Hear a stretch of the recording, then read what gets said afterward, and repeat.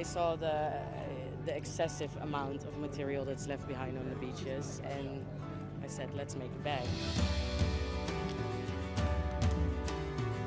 Μια απλή ιδέα για τους πρόσφυγες.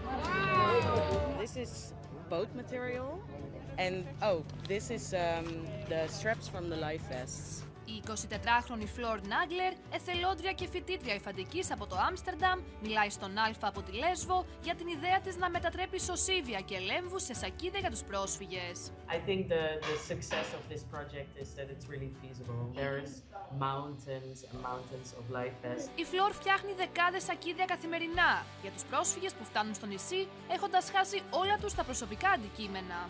When people are on the boat, they have to throw them overboard when the boat starts sinking, or they are forced to leave them behind on the Turkish coast because the boats are already too full with people. And of course, they have a big onward journey to make. That's why the need for bags is really big. Yeah!